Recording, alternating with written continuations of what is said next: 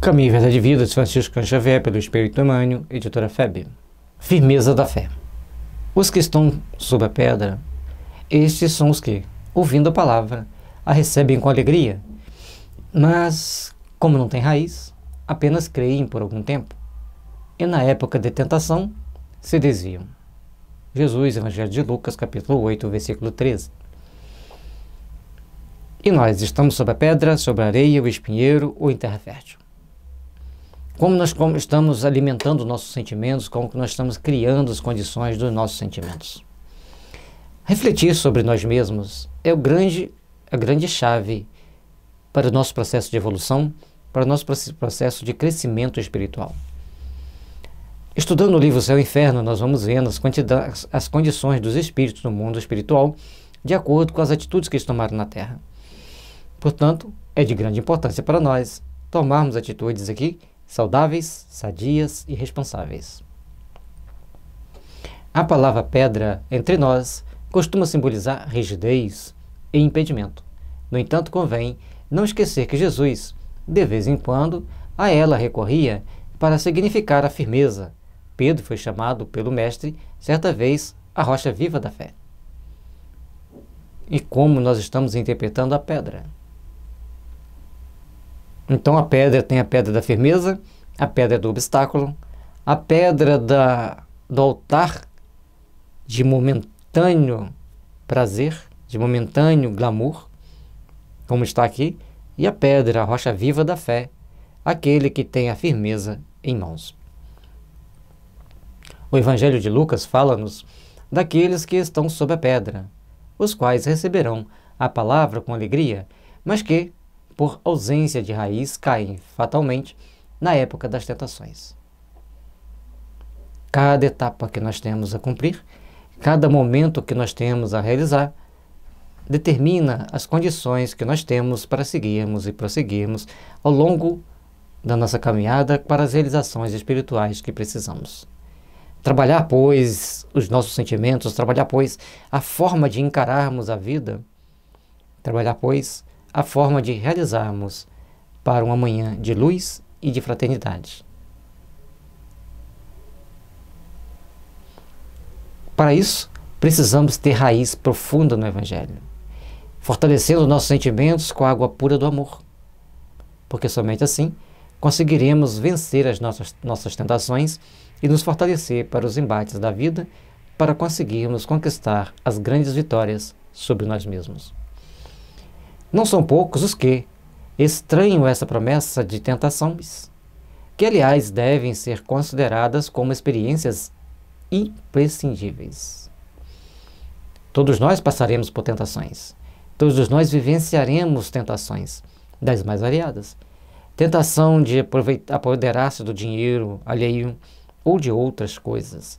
A tentação é necessário que ela existe em nosso caminho. Aliás, necessário, no entanto, mas é importante que ela passe no nosso caminho, mas passe e nós consigamos vencê-la. Porque sem a gente passar pelas tentações, a gente não conquista as experiências necessárias e imprescindíveis para o nosso processo evolutivo. Portanto, saibamos que existem tentações e sempre vai existir ao longo da nossa caminhada.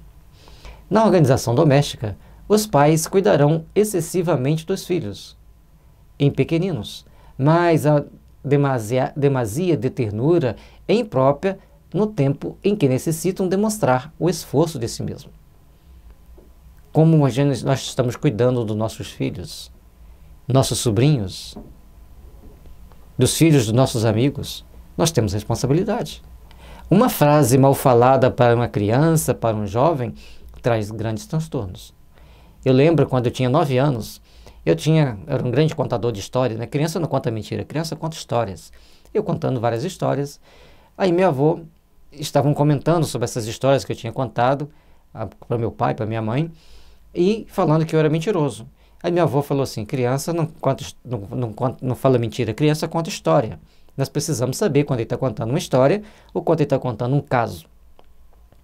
E ele olhou para mim e falou assim: você tem grande imaginação, você deveria, quando você crescer, você procura escrever livros. Mas lembre-se, cuidado com a mentira, ou com coisas que venham prejudicar os outros. Nós já escrevemos 10 livros e a gente tem um cuidado absoluto com isso. Eu tinha 9 anos. E ficou.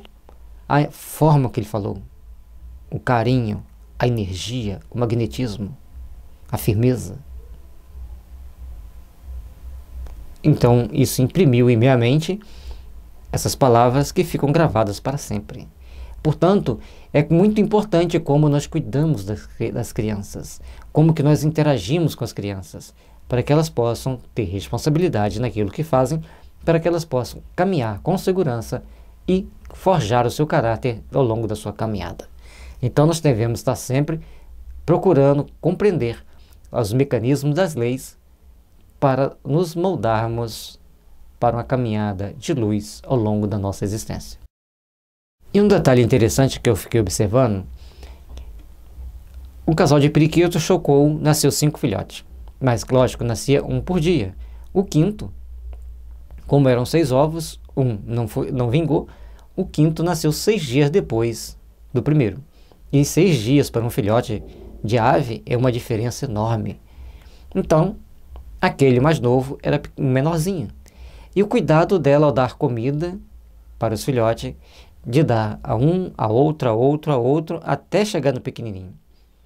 Conforme os outros foram crescendo, ela dava comida só para o pequeno, forçando os outros a aprenderem a comer.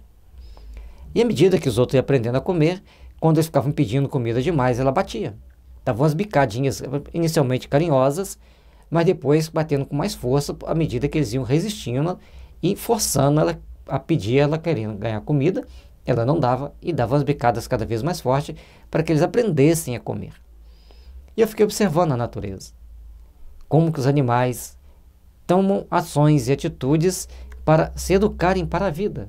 Porque se aquele filhote ficasse preguiçosamente pedindo comida toda a vida a ela, não ia aprender a comer sozinho, ela iria se desgastar, que cada vez eles vão ficando maiores, querendo comer mais, e ele tinha que aprender a comer por uma lei de sobrevivência, e ela tinha que cuidar melhor dos mais novos.